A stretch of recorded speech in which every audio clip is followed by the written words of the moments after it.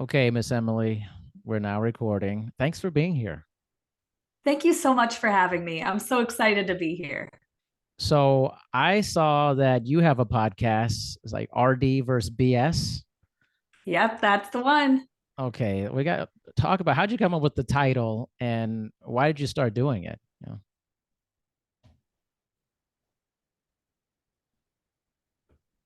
Yeah, so my friend who I went to grad school with, her name's Marie, and we were sports dietitians together for a few years. And we were just getting fed up with people asking us the same questions over and over and over again of what do you think about intermittent fasting? What do you think about paleo? What do you think about keto? And instead of giving them this long, drawn out answer over and over again, we decided let's make a podcast where each episode we talk about one big nutrition topic. And it's been super fun. We came up with the idea because we came up with the title because there just is so much BS out there around nutrition and people who claim to be nutritionists who are giving out all of this advice and it's just not correct and it's not based in science. So our whole premise is that we take a supplement or a diet or a nutrition book and we talk about it. We look at what the science says about it, and then we decide whether it gets the BS stamp or not. So that's been a lot of fun. I think we're on episode 65 right now. So there's a lot of things that we have covered, but in the world of nutrition, there's always more to cover. So we're never going to run out of topics. You will never run out of topics. And I know this because I sent you my Decoding Diet Culture series I did with Dr. Aaron Nitschke, and we're releasing season 2 in January. And there's just always something to discuss in that. So, what has been given the recent stamp of BS so far for you recently? Well, one that I was very excited about because it's been in the news just this week was we did an episode on organ meats where we looked specifically at Liver King.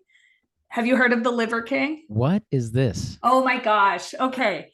Liver King is all over social media. He has millions of followers, and he's basically this guy who will eat organ meat raw and say that, he kind of calls people out and says, if you are eating anything with grains in it, if you're eating, anything that is kind of modern food, that you're being subprimal and you want to be primal like him and only eat meat and only eat organs and things like this. And he for years has sworn to everyone, I don't take steroids, I'm completely natural, I look like this, because he's really jacked. But he says, I look like this because I eat liver every day and I eat hearts and I, all of this stuff. And I'm primal. And then it just came out 2 days ago, as of this podcast recording, that he actually takes $12,000 worth of steroids every month. Of course he So, does. of course he does. And we all knew it, but it hadn't been proven yet. So that was just a nice little, okay. So I don't know. That felt like a little bit of a win for us. So that was good. But actually, organ meat it's pretty good for you. It's just you don't need to eat it in order to be healthy. So that didn't necessarily get the BS stamp, but Liver King definitely got the BS stamp. I mean, this is wild. This is pretty wild stuff. What is this fascination with the kind of snake oil salesperson that feels like it's just so pervasive in our culture right now? I think that people just want a very direct and easy answer to their problems when it comes to health and nutrition. And the issue is when you look at what is actually scientifically proven and what actually works, it's not a sexy answer, right? It's eat healthy foods, eat a wide variety of foods, all foods fit just in the right amounts, move more, all of this stuff. No one wants to hear that. They want to hear, oh, all I have to do is drink celery juice every day, and then all of my ailments are going to be healed. I think people do a real, the snake oil salesmen people do a really good job of simplifying it and saying, if you do this one thing, you're going to be healthy. And nutrition just isn't that simple. It's extremely complicated. It's all interconnected. But we all want to hear that it's something, the answer is simple. And if I do this, then I'll be healthier. And then you hear all of these testimonials from people saying, oh, I drank celery juice every day and my kidney disease went away, which that just, it's impossible. So yeah, I think that we all just kind of want that quick fix, and I totally understand it. And the snake oil salespeople are really good at selling that quick fix, even if there's no truth behind it. And I feel like they've always been good for the history of humanity. This is not a new thing, but it seems to still be very effective. The marketing is very effective. So as a dietitian, registered dietitian, how do you combat this in a way that is more effective? Because that is effective. The messaging is very effective, but sometimes scientific messaging is very ineffective. How can that be changed? That is the $1,000,000 question, right? And personally, through what I do, I just try to gain trust with people, right? Have them trust me that, I'm not trying to sell you anything crazy. Because if you hear these crazy health claims and, oh, all you have to do is drink celery juice, well, you can bet that they are selling their own celery juice. Or if someone is, just take this supplement, they have a whole supplement line. So I think trust is really important, but I think it's also important for dietitians and people in healthcare who do focus on the science to speak in in terms that the general population can understand you. Because, if we start going off on some scientific jargony, oh, this study said this, this, and that, and if people can't understand what you're saying, then you're not helping anybody. So that's something I have really been trying to work on as a health professional, is speaking the language of the people who are in the general population and talking in a way that is interesting to them, right? In terms of what are the things that they want, and showing how nutritionally this is how you can get that, without it just sounding all floofy, like, oh, just eat healthier and move more. It needs to be a little more, personalized to people. So how do you go about doing this when someone comes to you? And we know nutrition is very emotional for people. It's like one of the more emotional things for people. How do you get them started on the right track or a track that's sustainable for them to start opening their eyes to, like, hey, this is the reality of the situation. It's like what you were saying about it's not glamorous, it's not sexy. I've said this so many times. You can say that about anything in life. Anything that's good is often not, and that's worth something is often not exciting to go through the reps of it. Yep. Yes, absolutely. So yeah, when someone first comes to me, a lot of the times, many people are looking for something along the lines of, hey, I just want to lose 20 pounds. Help me lose 20 pounds. And what I like to do is initially, when I talk to someone, is really just give them time and have a conversation and figure out, what is it that you really want? So I learned this early on in my dietitian career, that being a dietitian is not just about the food. Like you said, it's extremely emotional. So if I'm going to help people, it's not just about telling them this is the perfect diet for you. It's about meeting them where they're at and figuring out what really is their motivation. And because of that, I got a life coaching certification as well.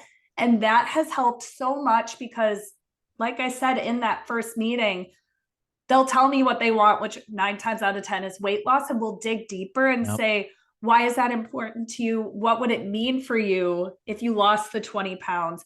And what we almost always get down to is, it's not necessarily about losing weight. It's about gaining confidence in themselves, feeling good, feeling healthy, living a long life, things like that. And once we can get to that, then we have a really solid base of motivation to work from. because that, for a lot of people, all those things, if we really get to the why, it's very life-changing. And then we start talking about food. And even then, we don't try to change a million things at once. I'm very much about the slow and steady changes, focusing on just a few things at a time to build up those wins, and for people to recognize and actually feel that, like you said earlier, the repetitions, if you do these repetitions just on, in the beginning, focusing on one or two things, drink more water every day and eat enough protein. If you just do that, people will start realize, hey, after 2 or 3 weeks, I'm already feeling better. I'm feeling more energized. I'm sleeping better. I'm not as hungry throughout the day, all of these things. So I think it's important to give people time to try things out and not expect them to change everything at once. Recognizing that if we just focus on a few things and they get on the nutrition train of, oh yeah, just making this little change has made me feel so much better, then they could keep building on from there. What's the hardest part about your job? The hardest part about my job personally, I would say, is, and I've gotten better at this, but it's not being there every day with my clients. I meet with them sometimes every week, sometimes every other week, and then they have dozens of eating opportunities between our time together. I'm very much not a overbearing, you have to text me your food log every single day. I want to empower my clients to be able to make their decisions on their own. So that makes it hard for me because I'm kind of a perfectionist and I want to be there for people every step of the way. And I want to, if I could, I would want to do the work for them, but that's not how it works. Like, I'm here to motivate, I'm here to help guide them, but people have to want to do this on their own and have to be the ones to say, even when you want to go out and just, get a pizza, but that, hey, I'm trying to do something good for myself, pulling themselves back and making something at home. I can't always be there for them for that. And sometimes I wish I could, but in the long run, I think it's best for people to learn how to do that on their own. Yeah. I have 2 questions coming up Yeah. here. They're piling up right now. I know. I love it. All right, let me start with this one first. Okay, I'm trying in what I'm doing. Let me phrase this through. I think in fitness and nutrition, they go together, right? Yeah. But there's also a component that we recognize that we're both in this arena where we kind of have your more traditional version of fitness and nutrition, research-based, evidence-based, blah, blah, blah. And then you kind of have your influencer and YouTuber aspect of thing, whatever it may be. How can these worlds collide better to understand each other better? Because clearly there's something that, let's say, an influencer is doing that's getting across very well.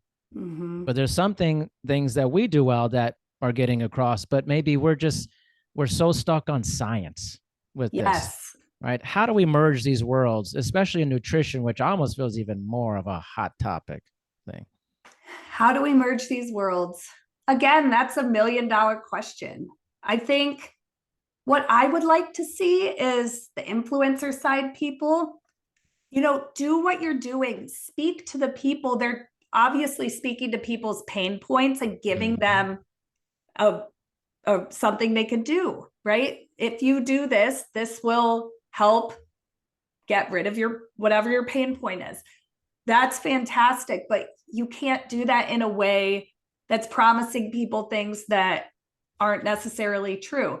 That's where I get hung up on that. So, I would love for the influencers to, yes, keep doing your thing and make all of this exciting, but just ethically, we can't make promises that can't be kept, right? And maybe that's just my own ethics. I feel like there's plenty of pseudo nutritionists out there who are just saying whatever they want, they just don't care.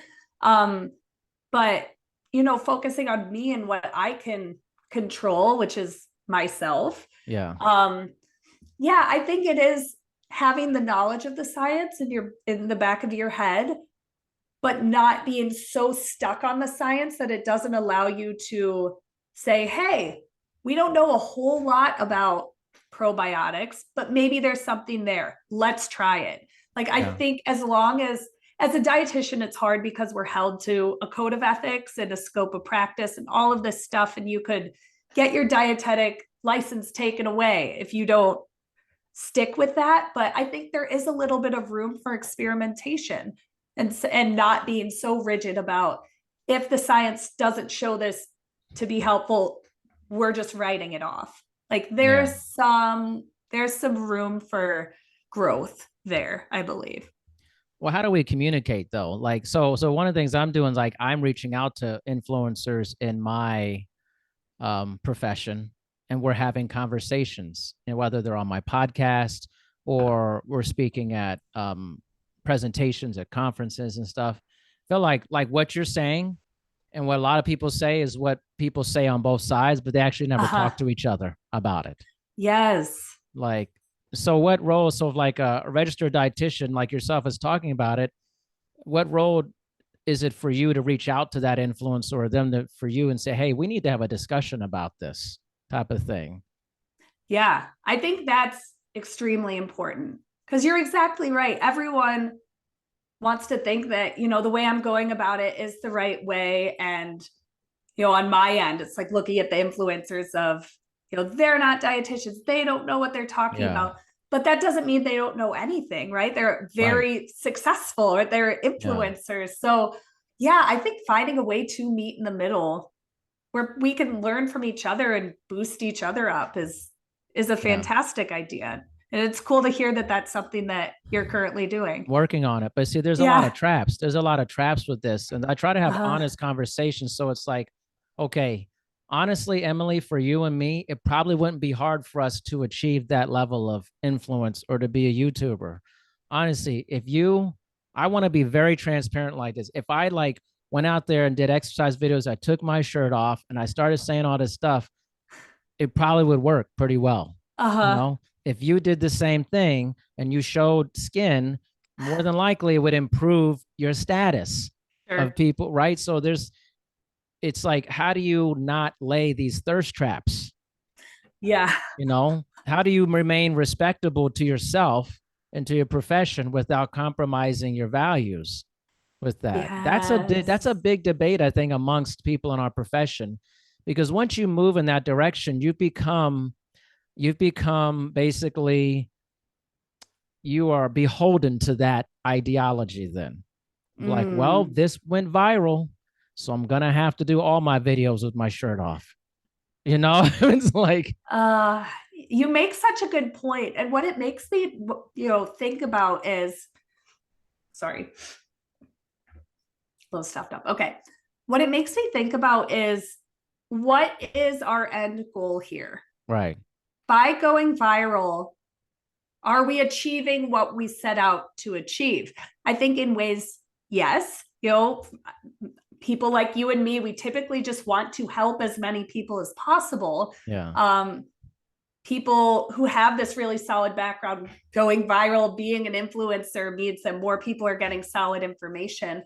But yeah, it's important to set up those boundaries, those personal and professional boundaries of, is it worth it for me to go against my values and potentially be pushing against the code of ethics of my profession just to have, 1 million followers on Instagram? Like, is that worth it? And I think there's no right or wrong answer. It's just a question that each person has to ask themselves. And what is your ultimate goal with, your social media presence? Yeah, I agree with that. And I think that's one of the dilemmas of our time, because, if you're in a certain stratosphere of that could be your main income, right? And you may never actually be doing the work with the person that you normally would be doing. That's a good point. Right. So it's so weird. It's seductive. I mean, I think we're all lying if we don't think it wouldn't be seductive, to do that. So I think it's an interesting line we're writing, but I often think, like, I'm a traditionally trained, lot of education-based person, but I'm also struggling with that idea also. Mm-hmm. and that we are becoming the dinosaurs that we have railed against in the past, Oh, you're so right. I hadn't really thought of it that way, but you are so right. And I think it's very important to, right, adapt or die, right? We Right. need to find that middle ground of, I still think it is very important, right, Of to be course. traditionally trained, have the education, but where do we loosen up a little bit to Yeah. move more into the modern era? It's a great question. I feel it happening. Like, I like to Yep. pride myself as someone who like sees things coming. Mm-hmm. And this I feel coming. And I feel like, oh, we're trying to recommend the best book for someone to learn health, fitness, and wellness. Meanwhile, a lot of younger people are like, well, can you recommend a good YouTube page for me Yep. to go to? Like, it's like you are always like feeling like you're in danger of becoming your parents or something or someone else. I mean, you never Yes. see it coming until it happens. Like, Uh-huh. And it's happening. it's happening. And you're right about, yeah, wanting to see that. People are definitely into the videos these days. But I think even, with your podcast, it's a great platform to reach people. It's kind of Yep. somewhere in between the Yeah. book and video. But yeah, no, I really like it. I think you're doing good stuff here. Thank you. Well, I think it's like people like yourself, myself, almost having these platforms feels almost necessary. Mm-hmm. Doing this work in the dark seems like not that acceptable to me at this point. Like, if you want to really reach people, you have to evolve. Mm-hmm. And, there's some things I don't want to do, but I feel like this is a good way for people to get to know professionals and Absolutely. understand what they're about. Mm-hmm. So I have a question about your education. Speaking of Great. that, what would you change about your kind of dietetics education, know what you know now? I would have an entire section of our education dedicated to how, well, there's two things that come to mind. One is how to actually incite change in a person, Mm, because we are taught everything about anatomy and chemistry, biology, nutrition, like how the body works, but not many classes of how to translate that knowledge into actual practice, into, I'm speaking with a client, how do I help them get from where they are now to where they want to be? That is really lacking. So I think that's extremely important. And as a now business owner and knowing that lots of dietitians are going into private practice, I would have loved to learn about business as well, of how just the basics of, if you want your own practice, these are the steps you need to take. Would have loved to have that too. So yeah, I think nutrition education, undergrad and graduate school, they're great at teaching you how to read a scientific paper, how to know, how everything is metabolized, all of that, but it's the actual application of it that would be super beneficial to learn more about that. I'm with you on that. I have Yep, been same with talking to you. a lot of people about this and heads of exercise science departments and stuff. And I'm like, this is actually, obviously, those things are important, metabolism, hormones, all this stuff, exercise physiology. But I think it's given too much weight because it doesn't have a huge practical application to people. Yep. It just doesn't. And I'm big in favor of, like, if you're in a profession where you're serving people like this, there should be a tremendous investment into yourself, understanding yourself better. Mm-hmm. Like, a lot of service providers are Yes. pretty bad at their own coping mechanisms because they never had resiliency training or had therapy early in their Mm-hmm. life to help them with that. So I actually think all this education is a huge overhaul, and we should shrink some of the very hardcore science stuff because it's important to know, but honestly, it doesn't have a huge application to people when you're working with people. They don't give a shit Yeah. about it. Like, they just don't. It's true. So true. I think it's important to know it, but Right. that doesn't mean your client needs to know it. Yeah. You just need to get them motivated and get them have enough knowledge to be excited about making a change or about doing whatever it is they need to do, but they don't need to know the ins and outs. Yeah. Um, yeah, I'm definitely with you on that. I was in like a committee meeting with some pretty high level people and organizations of fitness and wellness. And even, they were like, they have a trainer and they're like, I don't want to know all this stuff. Just give me a good workout. Like they're in the business. They know Oh all this my stuff, gosh. and that's in Uh-huh. my 22 years as a trainer working with people. Very few of my clients have ever wanted to know, well, how does my muscle actually contract? What's the Right. sliding filament theory and the Krebs cycle? It almost, I don't think you could hang your hat on that. It's good to know it. Honestly, I could know that by looking it up. And I have a lot of Yes. education. I And literally could just look that up and you understand it. you bring up a great point there that I bring up to my clients a lot, which I say anything nutrition knowledge wise, you could Google, right? Honestly, you could Google it.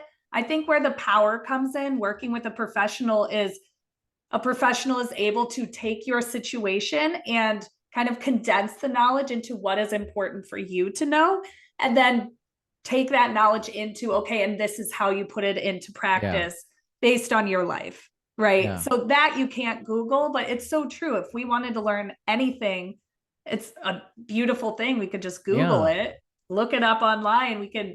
We have just at the touch of our fingertips, we could learn anything we want. Yeah. It's all about, okay, then take that knowledge and what do you do with it? I mean, if you think about it, like the thing that's so effective with influencing or people using social media is they're selling themselves. Like Yep. even the Liver King guy, as ridiculous as it sounds, and it's just stupid, honestly. But You like should if check you're it out. It's you're great. selling He's a crazy. character, like everyone is Yes. selling themselves. Mm-hmm. Like no matter what you think, you're selling yourselves. People are buying time with you. It's like companionship. Yep. And it's like, do I want to spend time with this person? And I think because people can know more now, then it becomes more imperative that you're selling who you are as a person and how Yep. you make people feel versus all this massive knowledge you have. Because people are like, well, I could just look that up, like Mm-hmm. Ooh, yeah, you make such a good point. So that's, I think the question is, as professionals, what's the next move, right? We have all this knowledge and we see this is where the future is going. So how do we do what we want to do, which is help people yeah. in a way that works for most people these days, which is the video platform, the YouTube, Instagram, all of that. These are the questions I think. That's why I like talking to people in my larger umbrella because I'm like, Mm-hmm. well, let's come up with some ideas here. Let's think of because back when I was just starting this business, nobody had access to all this information. Yep. So my knowledge was more valuable at that time because I Mm. had access to this higher education institution. It was very difficult for people to know the stuff that I know if they hadn't gone to college. Now they can know Yep. for free. So, what's the value that I'm bringing to this beyond the academic knowledge for that? And that's what I think like things like podcasts are important so that the client can see you, potential client, learn who is Emily besides just being Mm-hmm. a registered dietitian. Yeah, You because know, that matters. it Because that matters. for every, healthcare profession, you're going to want to work with someone who you click with them as a Yeah. person, because all dietitians have the same knowledge. We all have had to go through the same steps. So what sets you apart? What Yeah. makes you, yes, a person that would work well with a specific client? Right. I know a lot of registered dietitians, like a megaton. But Yeah. like when I saw your thing, RD versus BS, it pulled me in. I was like, oh, this is an interesting title for a podcast. Mm-hmm. And I was like, this is like, I'm thinking about it that way. Mm-hmm. Like, and I was like, if there's millions or all these people, all these RDs, how do you become someone that people are like, I would like to listen to this person? Mm-hmm. And I think this is the rub where more traditionally trained people, we're just not getting it. They're interested in you. Mm-hmm. Like, who are you? How do you make me feel? And a lot of that, if they don't see you in person, it's what are the videos like? What are the conversations like? And you can't complain about the business if you're not going to do anything about it. For sure. Yes. And I think, what just came to me when you were saying that, like people want to see you and what you're all about. I think as I was stepping into my private practice and having a social media presence, learning that it's okay to just be yourself and not be the dietitian for every person in the world, right? Yeah. If you could just be yourself on, the videos and just speak how you would speak to people, Yeah. there's going to be a group of people who are attracted to that. And then you don't have to put up a facade of someone who is someone that you're not. So Yeah. just being okay with, I'm going to be myself. I'm going to speak my truth. And the people who connect with that are going to follow. And the people who don't are going to follow Liver King or whoever, and that's okay. Not being the dietitian for every person in the world. That's fine. Yeah. Yeah. I have an interesting question about um gender Yeah. and registered dietitians. This is just observational. I don't know the Uh-huh. statistics behind this, disclaimer. But in my life, it seems that the majority of registered dietitians are women. Yes. Is this an observation you had? And if it is, why do you think that is? That's a great question. It 100% is true. I don't know the exact percentages, but I think it's something along the lines of only 10 to 15% of dietitians are men. Um, it's kind of funny because I'm married to a man dietitian. We met in grad school, but if we look back on, on all of my classes, especially in undergrad, I think there were 50 of us and only 3 men in the whole class. So honestly, I don't know why. I think traditionally it was pretty much just solely a woman driven career. I don't know if that goes back to the whole like women provide the food and are cooking and this and that, but I think what has made men in dietetics grow a little bit has been sports nutrition has grown immensely over just the past 20 years. 30 years ago, it barely even existed, but I think that's a big draw for a lot of men is, hey, I'm interested in sports. I'm interested in exercise physiology and nutrition. So sports nutrition is my route. Um, but yeah, I would love to get more guys in our field because the percentage is low, really low. I never asked that question before to anybody. I don't know why it came up, but I just was like, I just thought about it. I'm like, why is this the case? But it's like that in Yeah. certain professions, like nursing is very heavily female dominated Yes. or that, or whatever you can get in sciences can be very male dominated in a lot of things. Right. It's like, why are these things happening and why there's these inequities? And I just think maybe they're kind of dinosaurs of the past, Yes. and like, Mm-hmm. are we waking up to the idea that why are we pushing people? Like, is this supposed to be for women? Is this supposed to be for men? Like, what are we doing? Like, Yeah. I'm curious about that. It's just, Mm-hmm. because literally most of the people I've ever met who are dietitians were women. Like, I've met like 2 guys in my whole Yep. career. Like, Makes sense. It makes sense. Yeah, that's just how it is right now, but I hope it changes because it's always good to have, a diverse group of people in any career.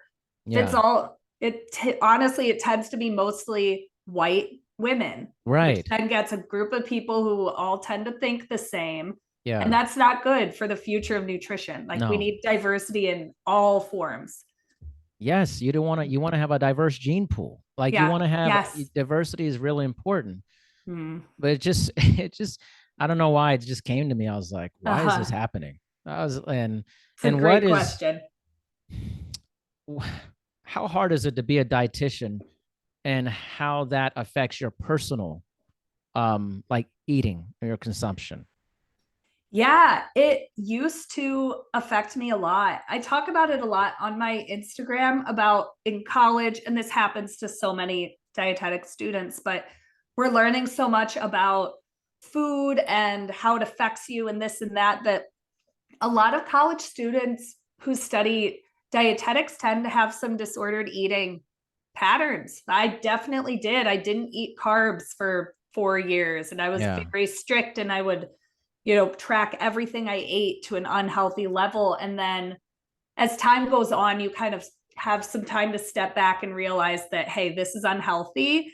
And there is such a thing as, you know, it's like micromanaging your nutrition, right? Just it being too much. So today, I'm all about balance. Like I eat healthy most of the time, but I eat pizza and chips and I drink wine and all of that. I don't Yeah, me cut too. those things out. Good.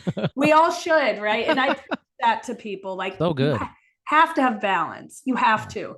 But yeah, as a young person learning about nutrition, it definitely affects people and kind of gets you in this bad mental state sometimes. So I think it's important to keep in mind as well. Yeah. I remember one time I was at a party and this was this was many, many years ago. And we had a big chocolate fondue fountain. And I was tearing that thing up, man. And all Nice. these people, they knew me because I ran this very high-end luxury club. And I was at this party and they're like, I can't believe you're eating that. Like you eat like that. I'm like, why would you think that? I'm like, because I look this way, I don't, like I don't enjoy these other things. It's like, but people have Right. these perceptions, So I'm sure people are Yes. like, oh, this Emily, she's a registered dietitian. I bet her diet's perfect. I mean, it's Mm-hmm. like, Nowhere close. I And think that's that's the worst thing. okay. Yeah. Yes.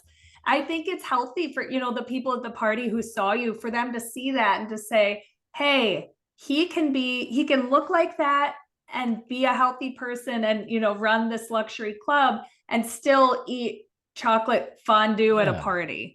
I Yes. think that helps break that Oh, perception. I was taking shots and everything, man. It was great. Good for I you. was Let's like, go. Gotta you let know, loose. Yes. no, and that's also like kind of my look too. Like I have my doctorate, but I want to look the furthest away from the traditional person who has their doctorate with a pocket protector, Yep. pads.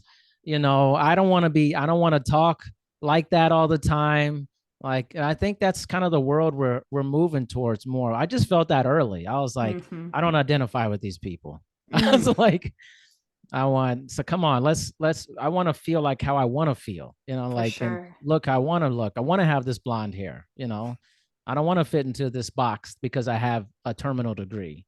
Mm-hmm. And I And think that's go ahead. important. Yes. And that'll draw people to you. Like we were talking about being yourself. You could be both yourself and have a doctorate degree, and that's going to draw a certain group of people to you. So what's coming up next on RD versus BS that everybody could look forward to? And then let's get you to tell everybody how to listen so that they're going to check it out. Perfect. Yeah. So we're actually on a short break right now. We are writing a book, an RDs versus BS book based on our episodes. So we're working on that. But we do have a episode coming up on January 2nd. So our New Year's episode, and we brought on a special guest who is a surprise. So I can't say who it is right now, but really excited about that. So we're going to start getting back to our episodes on January 2nd. And yeah, you can listen to it. We're on Spotify, Apple Podcasts, and we also just have a website, rdsversusbs.com, where we post all the episodes. So we try to make it easy for people to listen. We have an Instagram. It's kind of hard to say. We were not thinking about this when we created the handle, but it's RDs underscore VS underscore BS underscore pod. But yeah, we post all our stuff on there too. So yeah, lots of ways to get in touch. That's wonderful. Emily, it's nice to have this discussion with you. It was really good. Yes. Likewise, thank you so much for having me. This has been fantastic, and I feel like I'm leaving with a lot of good things to think about as well. Oh, that's awesome. And I hope you feel better soon. Okay. Thank you. Yes, I appreciate that. All right. Emily Zorn, everyone. Thank you. Thank you.